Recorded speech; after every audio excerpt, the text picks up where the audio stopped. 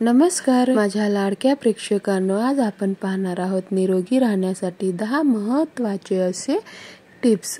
चॅनलवरती नवीन असाल तर सबस्क्राइब करायला विसरू नका। आजची आपली पहिली टिप आहे, लिंबाच्या सालीच्या चहामध्ये व्हिटॅमिन सी हे भरपूर प्रमाणात उपलब्ध असते।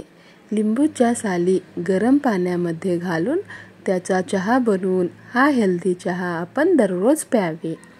या चहात चवीसाठी तुम्ही थोडेसे मध मिसळू शकता। या चहामुळे पचन हे मजबूत होते, शरीरातील जळजळ कमी होते, तसेच इम्युनिटी ही आपली चांगली राहते। जर आपला घसा दुखत असेल किंवा खोकला येत असेल तर यापासून देखील सुटका मिळू शकते। आपणास यामधील कुठली टिप आवडली आहे कमेंट बॉक्समध्ये नक्कीच सांगा।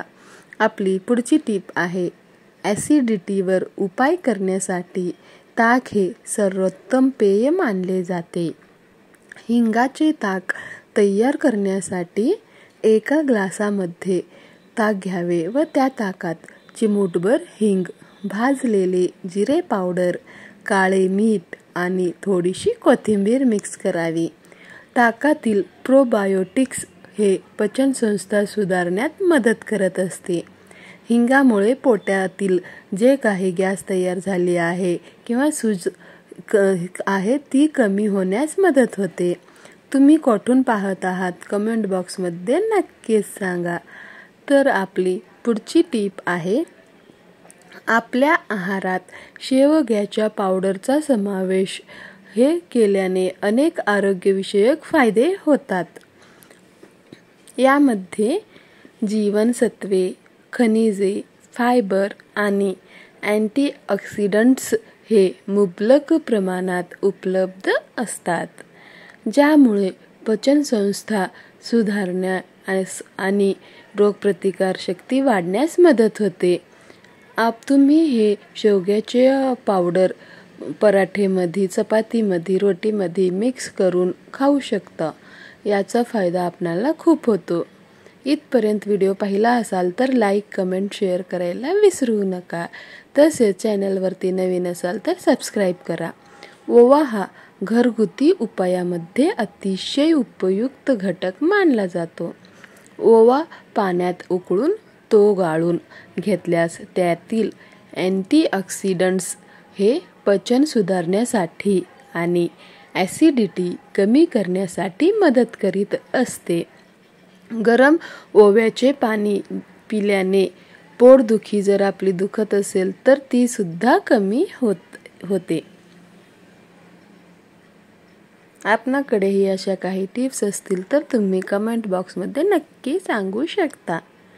तर आपली पुढची टिप आहे, खसखसचे पाणी शरीरातील विषारी घटक बाहेर काढून आरोग्य सुधारण्यास मदत करीत असते।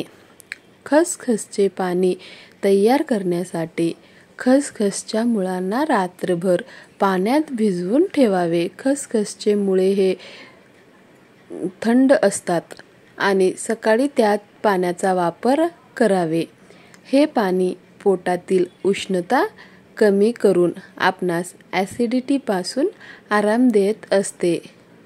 खसखसीचे मुळे हे थंड असल्याने आपल्या शरीरामधील जर उष्णता जास्त असेल तर तीही कमी होते। उन्हाळ्यात तुम्ही ह्याचा वापर करू शकता।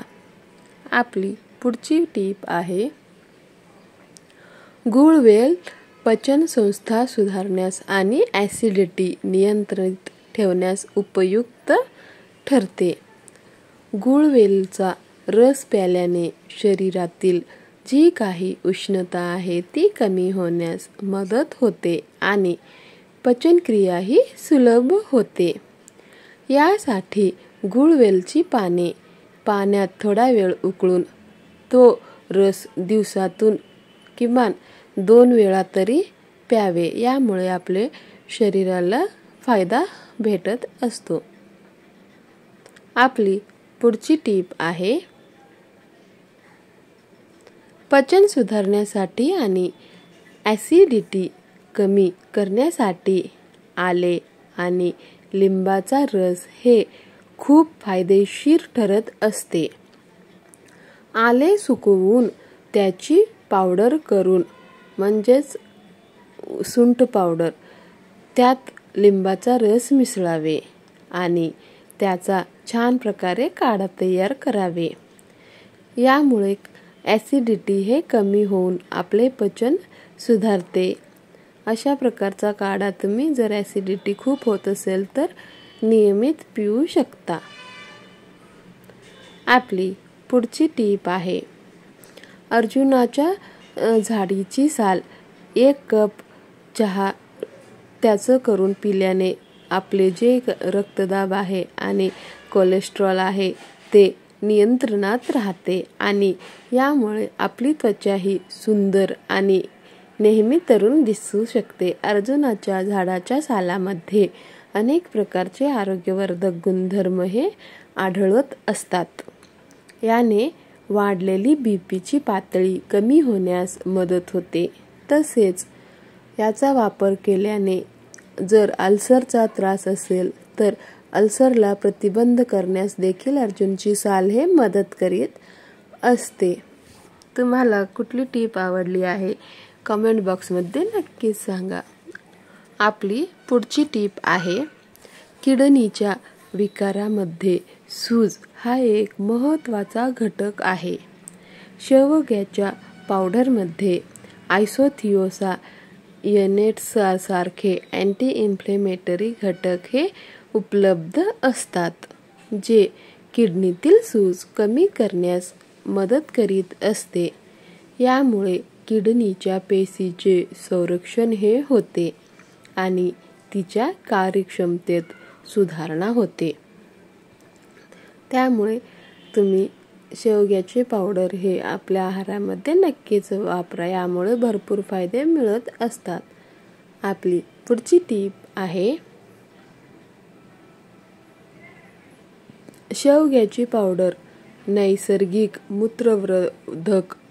मूत्रवर्धक म्हणून कार्य करते, ज्यामुळे आपल्या शरीरामध्ये जे काही विषारी घटक उपलब्ध आहेत व अपायकारक पदार्थ आहेत ते बाहेर टाकण्यासाठी मदत होते. ते बाहेर टाकले जातात.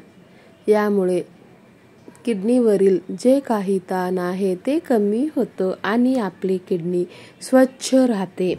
डिटॉक्स प्रक्रियेमध्ये सुधारणा करून किडनीचे कार्य हे सुरळीत होते. तर आजच्या आपल्या स्पेशल किचन टिप्स आपणास कशा वाटल्या कॉमेंट करून नक्की सांगा. आपणाकडेही अशा काही टिप्स असतील तर त्यास देखील तुम्ही कॉमेंट करून नक्की सांगू शकता. जर तुम्हाला हा व्हिडिओ थोडासाही आवडला असेल तर लाईक करायला विसरू नका. जर व्हिडिओ तुम्हाला आवडला नसेल तर तुम्ही डिसलाईक देखील करू शकता व तसेच हा व्हिडिओ तुमच्या मित्रपरिवारासोबत नक्कीच शेअर करा. चॅनलवरती जर नवीन असाल तर चॅनलला सबस्क्राईब करायला विसरू नका. सोबतच बेल आयकॉन आहे ते बेल आयकॉन प्रेस करा. यामुळे माझ्या प्रत्येक नवीन व्हिडिओची नोटिफिकेशन ही आपणास मिळेल. आपला मूल्यवान वेळ देऊन हा व्हिडिओ शेवटपर्यंत पाहिल्यामुळे आपल्या सर्वांचे मनापासून धन्यवाद. भेटूया अशाच पुढच्या व्हिडिओमध्ये. तोपर्यंत नमस्कार.